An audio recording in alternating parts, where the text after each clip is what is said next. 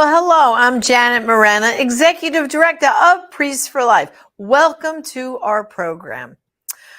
Well, parents, are you getting pretty upset about all the stuff that is happening in your children's school if they go to public school? Are you upset about the kind of books that are in the school library? Are you upset about the curriculum? Are you upset about in some schools how the boys can now, if they're transitioning, go into the girls' bathroom and the sports nonsense? If you're really getting upset about these things, well, today this conversation is for you because we're going to teach you a few things about what you can do to push back, to fight back, and to bring change to your school. Joining me today is a dear friend of mine. Her name is Karen England, and she's president of the Capital Resource Institute. So, Karen, welcome to the program. Hey, thank you. And thank you for having me. I'm so excited to be on your show and hopefully help empower parents to reclaim their parental rights. That's right. So let's talk about reclaiming parental rights, because I think first of all, I think the biggest mistake most parents make is they don't get involved in school board elections. They don't get involved in going to school board meetings. So can we just, tell us about that whole part, that this like not paying attention, what it can do to your child's school?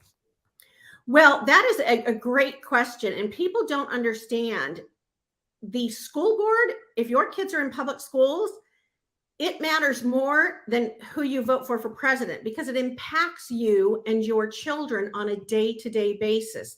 In addition to that, school boards are powerful. So few people vote in them that if you can organize and get behind a pro-family school board member, you can get them elected fairly easily. Or if you want to run yourself, it's something we need to be engaged in. And I will say progressives who have an entirely different worldview have been engaged in doing this for quite some time. And unfortunately, even in red states, there's a lot of sexualizing of our children that are going on that parents, they're thinking they're safe and they're not. Okay, so Karen, you just said the sexualization of our children. Can we just give them some examples of this kind of like, how are they creeping into the schools with the sexualization of our children? Oh, absolutely. So for instance, we're still kind of at the beginning of the school year, even though we're into October, but several school districts throughout red states, I happen to be in Tennessee right now, very first day of school in a red state, in a red county, they were asking kids about their preferred pronoun. And we've got teachers that are transitioning and having those conversations with our youth, some as early as first grade, when we're not planning on having those conversations with our kids, let alone the whole controversial part of that. In addition to that, the topics of the sexualizing in our books and in our curriculum, and I will say libraries, is outrageous. We just did an expose on the week-long banned book week that the American Library Association promotes. And I can't tell you how many school districts across this nation supported and promoted the reading of banned books. And what's interesting is the American Library Association has on their own website the most reasons parents object to these books. And let me tell you what some of the reasons were: pedophilia, sexual violence, pornography, rape scenes. They know what parents are objecting to, and they still want to go around you and give your kids access to these materials when they're at school. Wow. So the list you recommended, that we could see what the banned books are, how do they access that list? And then tell them what can they do with that list to kind of see, are these books in my child's school? And then what can they do to kind of get a committee of parents to fight the school to get them out? So can you give us some like assignment here? I love that, because it is going to have to be done from the local level, community by community. That's how this all happened. So first of all, you can always contact us at Capital Resource Institute because we want to help. And the first thing you can do, we've been putting out emails and we have information about a variety of books that are in our schools. And we're not talking about Huckleberry Finn. I'm not trying to, get that book removed. We're talking about genderqueer. We're talking about some really graphic sexual books. So graphic. One book that we released yesterday, we showed a video of me opening the book. YouTube forced it down within 3 minutes because it was sexual and nudity. It violated their content standards. However, it's in schools in Texas and Clarksville, California, Tennessee, everywhere. So anyway, what a parent can do is first, often online, you can go to your district website. So just type in your local school district, Clarksville school district, and you should be able to, in the search engine, go ahead and type in library books or online library. And that's where you would start to look for these books. And you can get a list of books both from our website. And then one of the tricks I use is I go to the progressive websites on what parents are complaining about. That does some of the research for me. And so one of the big ones is Genderqueer. It's one of the #1 books, and it's so explicit. So you look and see if it's in your library. You then need to look and find out what the policy is to remove books from the library. And that's what we did here recently. So we submitted, and this is typically how a school district works. We submitted a paper that said, here's why we object. We want this to be reconsidered, to be removed from the library. And that starts the process. And so again, Capital Resource Institute is happy to walk through this with you, to help you weed through the policy. I know that sounds kind of intimidating, like, oh, they put all these big words in there, but they're really not so intimidating. You'll find that you can do this. And not only can you, but you should. Whether you're a parent or a grandparent, you're a taxpayer. We are responsible for our neighbors in those schools. And so I cannot tell you how graphic some of these books have gotten just in the last couple of years. We need to protect these innocent eyes and minds. It's up to us. No one else is going to do it. And Karen, some people listening right now might say, oh, those books are probably in the junior high and the high school, but we're talking about they're in the elementary school, that young children, we're talking about kindergarten, first, second, third grade would have access to these books. And sadly, in some schools, the teachers are even promoting access to these books. So let's say they follow your recipe and they start this process. Can you tell us some success stories? Like, how long did it take to get some books removed? And should they pick off one book at a time? But if they find a half a dozen of these objectionable books in your school, can you just do a whole list at one shot? What's the strategy? And tell us about some successes. Well, a couple of successes. Just right here in Clarksville, Tennessee, we exposed a book. We had several parents request it be removed, and it was immediately removed. Now we're on to our second book. And it's taking a little longer, but we believe in the end we will prevail, because I think they were willing to give us one book, but then the progressives stepped in and said, no, we want to keep all of this stuff.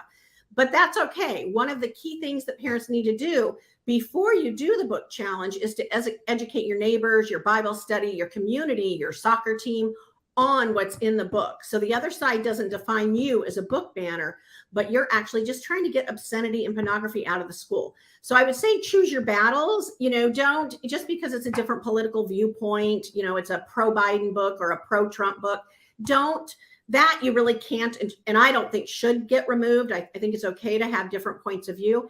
However, the obscenity and the pornographic sexual nature of books are the ones I would pick, including some of the really, one of the books that we're working on now is called The Lovely Bones. And it talks about a 14-year-old with a graphic rape scene and an older uncle. And so those books need to be removed as well. We don't need that imagery in our kids' minds, especially kids that have been abused. There's a lot of triggering that's now going on in schools. So I would recommend start with one book to get a feel for what the response is going to be. And then you can regroup and do a strategy. If you've got a friendly school board, then yes, I would document everything. So for instance, the challenge I did recently, I put several items in, and I cited, in addition to just filling out the form, I actually attached pictures of the anti-Christian, anti-Catholic graphic. It actually promotes, so if any of you have the book, This Book is Gay, it promotes Craigslist, Grindr, which is an LGBTQ dating app that you have to be 18, so it doesn't belong in our schools at all. But you mentioned kindergarten, first grade, second grade, third grade. The #1 book you all need to look for in that is a book called It's Perfectly Normal. And a lot of schools are having that. And that is so graphic in the elementary school. There's another one called drama, and it's got some homosexual kissing, boy on boy, which I don't think kindergartner, first, second, third grade should have heterosexual kissing going on in a book that they're reading. But the left has been very good. The progressives have gotten away with it by not doing chapter books, which are kind of labeled differently, and you have to be a little older to get a chapter book. They're doing this in cartoon. So it's not one of those books that says, oh, a kindergartner can't check it out. It's too difficult, or the content is too advanced for them. And the idea, one other thing, Janet, you can jump in here anytime or I'll go on forever. Go ahead. The other thing I want to talk about is age appropriate. And just because your library has an age, says it's age appropriate, that means nothing. I think back to when our 33-year-old was in school, and what friends in our Bible study deemed age appropriate for movies or TV to see was very different than what our home was. And so age appropriate these days, progressives really believe that kids need to be exploring their sexuality from birth.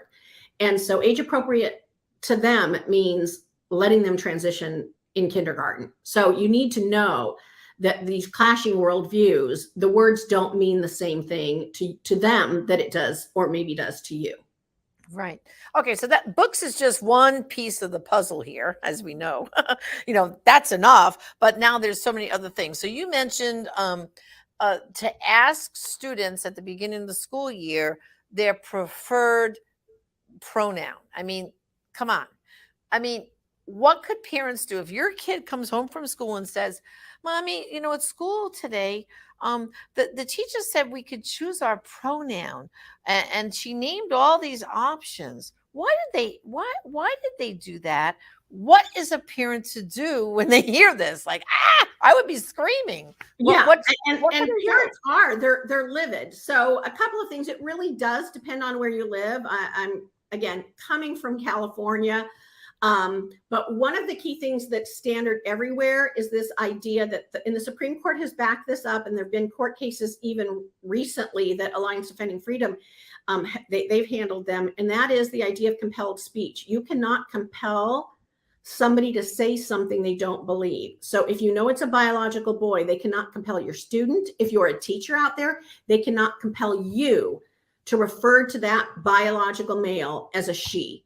They might be, the whole name. I go by Karen, but if I decided I wanted to go by Kate, that's not a big deal. You'd have to honor that. But if I told you have to call me a he, you don't have to do that legally. And so you need to reach out to us or any other group that would help you. But those are difficult conversations. And that's why we need to have policies at the local school district, if not the state law, that protects parents and students. And there are some states out there who say you can't have those conversations without first notifying a parent and allowing them to opt out. And so if your state law doesn't have that, you need to, I think Florida just did it. And I believe Virginia just did it as well. They did, their governors did executive orders, but you can go to your local school board and they can have a policy that says, we're not going to allow our teachers to do this and indoctrinate these kids without the parent first agreeing to it. And we need to be proactive. Our schools are not like they used to be, Janet. You and I have talked about this and how graphic, how we assume we've got parental rights when we send our kids there. But if you don't exercise them, if you don't follow up with what's going on at the school, you're going to be surprised. And then it's going to be too late. Right. Well, just recently, my grandson came home from school and said, oh, yeah. And I forget the girl's name in his class, but he said, oh, yeah, she wants to be now called. And he mentioned a boy's name, right? So my daughter is like sitting there going, oh, why do I have to have this conversation now? And she said to him, Lucas, is she a girl or boy? And he said, well, of course, Mom is the girl and she wants to be called this boy name. So we said to him, so what do you do? He goes, well, when I talk among my friends, we call her who she is. And to her face, we say that name she wants. But he goes, it's stupid from the mouth of babes, But it's just creeping in so much, we're in Florida. They go to school in Florida. And of course, of course, we could talk for a minute about the "Don't Say Gay" bill that the left renamed the bill. What they don't realize that here in Florida, they already had things on the books that said that sex ed would start grade 3rd and up. Okay. Right. But because of all this other stuff that was creeping in about the pronouns and this and that, the state legislature felt the need to be a little bit more specific that you could not indoctrinate any of this stuff below 3rd grade, which I thought that made perfect sense. But nobody referred to the fact that these laws were on the books already saying no sex ed or nothing below 3rd grade, right? And of course, they turned it into the "Don't Say Gay" bill, which, as you know, became a big firestorm here. But I think the problem is that we get intimidated. We're afraid to speak back and say, no, we're not going to tolerate this any longer, right? So with the pronoun matter, like you just said, they can't. So if I was a teacher, and like, let's say in my grandson's school, and I didn't want to call her by the boy name, I don't have to do that? Is that what you're saying? The boy name you do, because we do things all the time. Like, let's say somebody comes in and said, well, and again, not a lawyer, but I play one at work.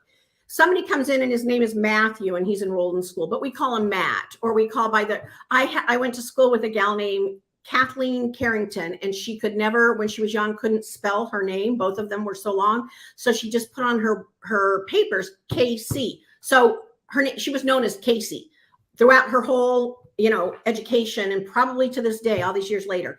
So that isn't as big of a deal. But pronouns, which relate specifically to what a person is, a he or a she, that they cannot compel speech. And we've been having that recently here in Clarksville, Tennessee, where for some reason, all the school counselors at the beginning of the year had a meeting with teachers and said, for the kids and for non-discrimination, we have to do this. Well, not only do you not have to do this, but it actually telling teachers they have to do that is unconstitutional.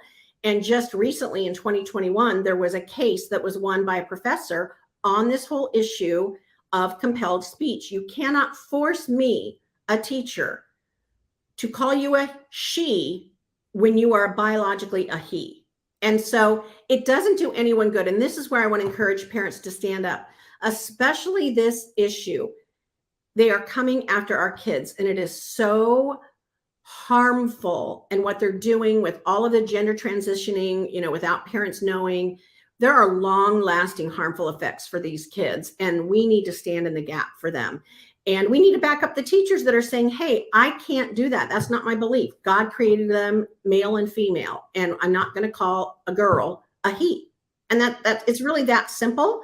And again, whether they contact your organization, our organization will put people in touch with attorneys that can defend them, because it's important that we tell the truth and we teach our kids the truth.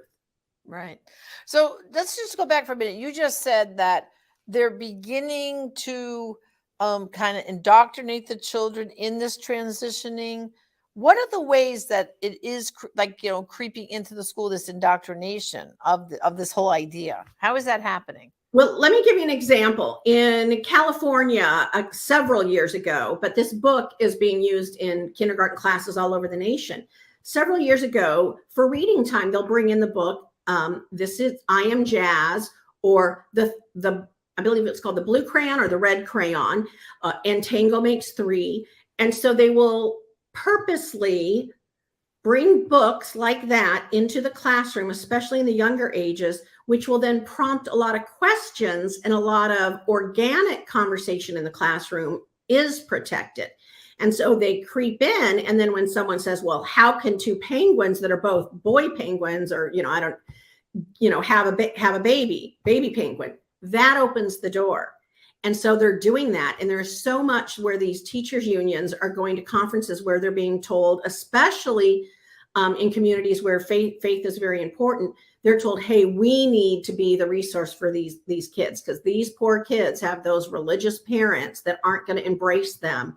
And so that's what they're doing. They're really, and again, being in Florida, love your governor, but it doesn't mean teachers aren't going to still do it. Even with critical race theory, there are a bunch of teachers that have signed the Zinn pledge saying, I'm going to teach critical race theory, whether our governor or school board says to or not. And they've proudly taken a pledge to continue to teach it because they feel like it's their calling. We need to remind them they are servants of the public with our tax dollars, including the teachers. They work for us, the community, and we need to remind them of that. But if we're silent, the other side is going to be in there influencing them. And we don't want that for our kids or our community.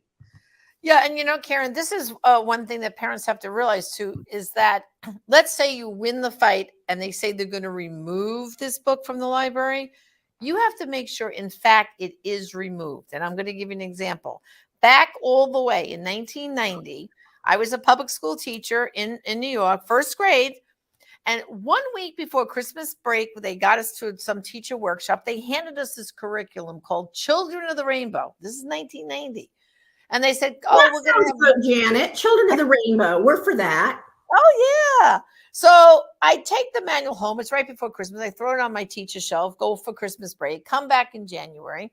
And I said, well, what's this thing? And I start looking at it and reading it. And all of a sudden I go, oh my gosh, I can't have these books in my library. I'm not getting these books. Heather has two mommies and all this stuff. I said, this is to teach the gay and lesbian lifestyle is perfectly fine. And Heather can have two mommies and Joey can have two daddies. And all this is just hunky dory and perfectly fine and normal. So I actually brought it to Father Pavone, and he preached the pastor let him preach every mass that Sunday, holding it in the pulpit. And the community got outraged. We went to the school board, like en masse at a meeting, demanding that this curriculum be taken. Now you have to understand, New York City is 5 boroughs, so we were only one of 5. Right. And the parents of Staten Island got the school board to say, we want this curriculum thrown out of the schools, right? Of course, I put it on my principal's desk after this whole thing. And I said, I'm not teaching this. And I don't care what you do to me, but I'm not doing it. So they supposedly said, okay, in Staten Island, this curriculum will not happen. But the problem I had was, and this is the part that there wasn't enough follow-up, who collected the manuals to make sure there were some teachers, like you just said, oh, close the door and I do what I want, So I really have to warn parents, if you think you won the fight, unless you bring it to completion and remove the stuff, physically get it removed from the classroom, from the library, from whatever, and literally have it destroyed, taken to the shredder, burnt, whatever, there's no guarantee it's not going to creep back in. So what can you say, like in closing here, like what's the advice to do? Like there must be now better procedures than I had in 1990. Like what can you do to guarantee if you win a fight that you're really, brought it over the finish line? Well, there's better procedures, but the progressives have gotten better too. So, and the end justifies the means for them. So they really do think that to get you out of the way and teach the kids this is the most highest calling for them. So one of the things that I am very, very big on is filing Freedom of Information Acts or a public records request. And our website has one for every state. And that's where you can ask for certain documents. So you can get a list of the books that have been thrown out or a list of the books that are being used. And I would follow up with that. Every government agency is accountable to the public. And so you can request certain documents from them. And our website actually has a template for every one of the states for you to do a FOIA as a parent or a community member. But you do, Janet, I'm so glad you said that. You do need to go full circle. And I operate, and I know a lot of people think I'm very cynical, and maybe I am. You need to operate from the perspective of it's not going to be easy. It's going to be a battle. And I don't trust them just because they say it. And we are really, you and I attend a lot of the same conferences. I'm very big, especially the last couple of years, on Esther 4:14, and that we are not to remain silent. That is for each and every one of us. And that we are living in a different time, and that we need to take advantage of that to push back what has been going on in our schools. COVID woke people up. Well, it's time that you arm yourselves, roll up your sleeves, and that you go get in the arena and start pushing this back. If not you, who? And that's why we all need to get engaged. Right. Well, of course, we have very important midterm elections coming up. And so, in closing, how can parents research the school board, all these local elections that will impact their schools? What were some quick tips you can give them? Well, a couple of things. Maybe you can spread it out amongst a couple of moms and dads about who's running for school board. So usually Ballotpedia, or you can even Google and the name should pop up. I recommend having someone personally call every school board candidate, no matter, whether they attend your church or not. Don't just assume they believe what you believe. And I ask them very specific things. Some people would say, don't ask them the life question. I want to know what their position is on life, because it's going to tell me what they're going to do when a progressive comes in and wants Planned Parenthood in the classroom. And so I ask, I'm very specific about, what do you think the role of the mother is? What do you think the role of the family is? Who are you accountable to? The taxpayer? What are your top priorities? So I recommend a handful of parents getting together, splitting up the research, starting to do some research, and then again, get behind a candidate and make sure you're telling everyone. So few people, sometimes it's only hundreds of people that vote in a school board election.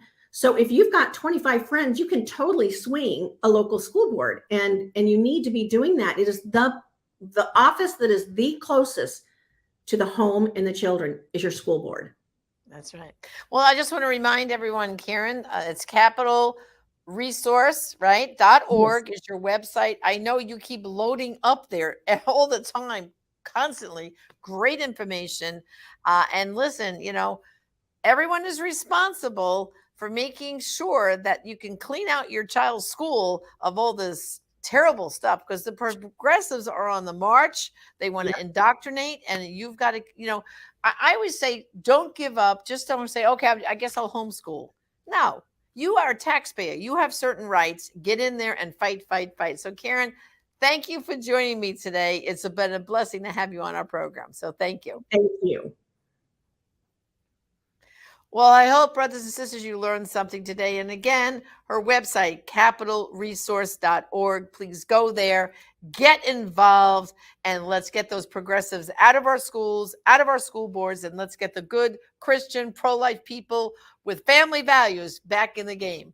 Thank you again for joining me. This is Janet Morana, Executive Director of Priest Life. Until next time, God bless.